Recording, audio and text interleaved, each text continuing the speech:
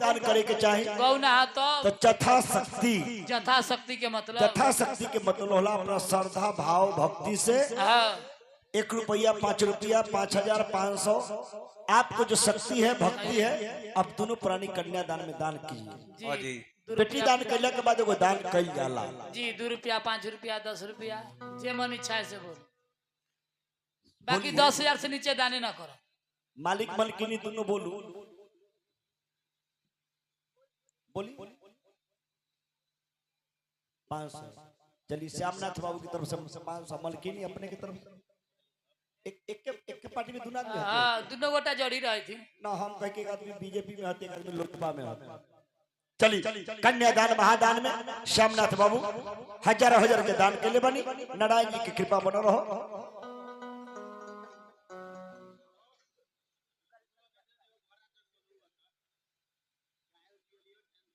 अच्छा सब तोड़े से आधा कहला पूरा दे भगवान से मांगे कि जब होगा तब को बेटे होगा 2-3 गो बाल बच्चा के दफे में हो जाएगा बार बार के झंझट से एक के बार में खत्म हुआ नहीं है। हाल फिलहाल में सोशल मीडिया पर था। चलिए हमारे दीपक बाबू की तरफ से कन्यादान में हजारों हजार का धनराशि मिल बा हमारा मंटन जी के भी दिले बनी गेठी के बहाने थे गेठी के बहाने चल गया। अच्छा ठीक है खोल बात एगो बीज अपने के मलकिनी बच्चल है आपका बीज समाप्त हो गया गेठी खोल सकते खुलवा लो गेठी कोई आदमी से अपने ना भैया अपने ना। चल अब एक बात लावा में डाले की विधि होला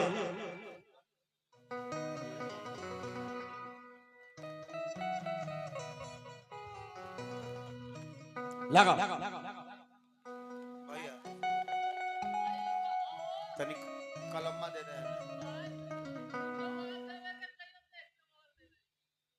अच्छा एक बात है हमार पैसा हुनकर पैसा हमर पैसा कोई बात दिक्कत देख देवराज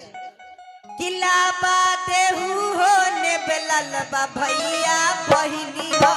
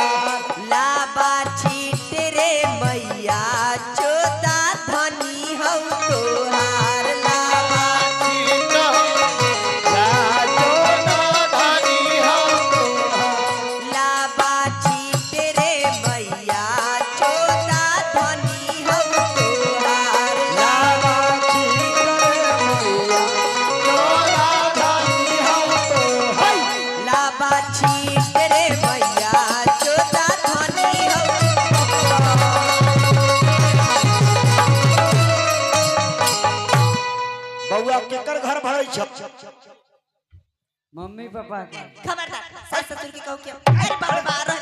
हम समझाबे कर छी त तू कला करे लगे।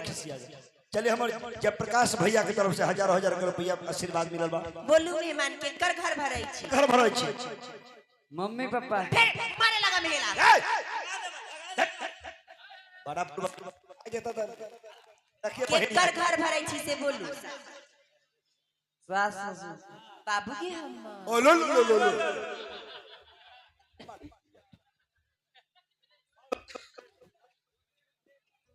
हेलो सिंदूरदान होता जा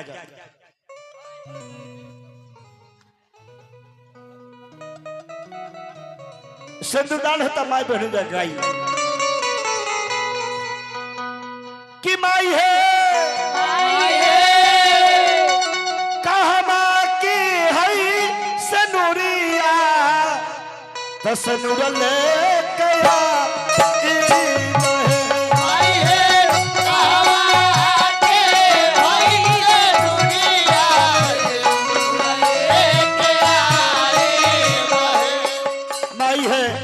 कहमा के है कुमारी धिया सनुरा बेसाहल है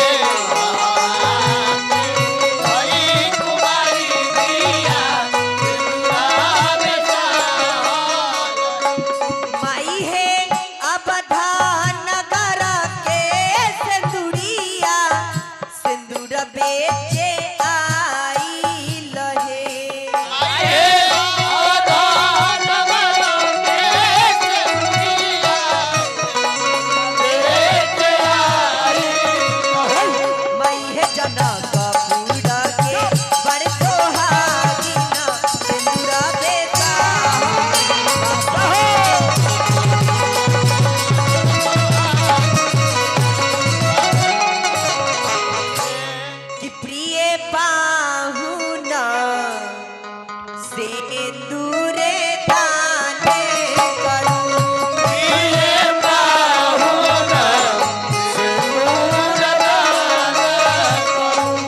आपन सान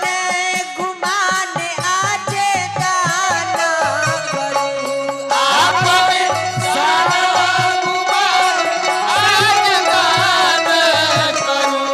प्रिय पाहुन सिंदूरा दाना करूं प्रिय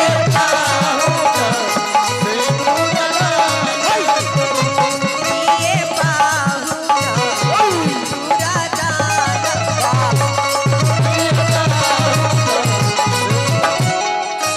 भगवान नाम के सिंदूरदान हो गई बस सिंदूरदान के बाद तड़का दे रहा बाबू हम कि करू गठबंधन राम लला के जय हो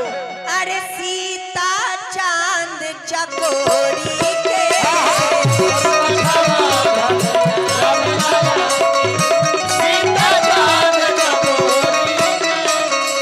सीता चांद चकोरी के सीता चांद चकोरी के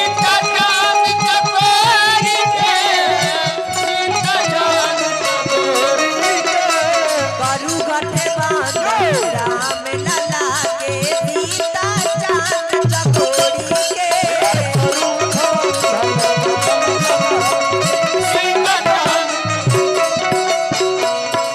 दुल्हा सरकार के गठबंधन भइल बा जीत भाई लहचू होके पौवा भराला भराला। आ ओकरा बाद चुमावन के जीत भाई हाँ जी चुमैला के बाद कोहबर में जइहन पानी के बोतल भेजे आओ मल के निकाल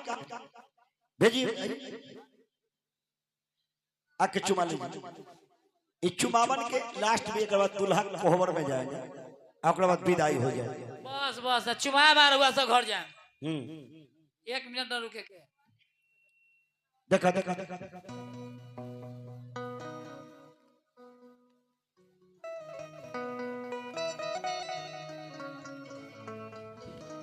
हेलो देखो होला चुमावा कि होला चुमा बने आजू देखो रे सखी कि देखो रे सखी सिया रघुबर होला चुमा बने आजू देखो रे सखी सिया होला चुमा बने आजू देखो रे सखी देखो रे सखी अरे सिया रघुबर होला चुमा बने रे सखी सिया आमा चुमावेली अनधन लुटावेली आमा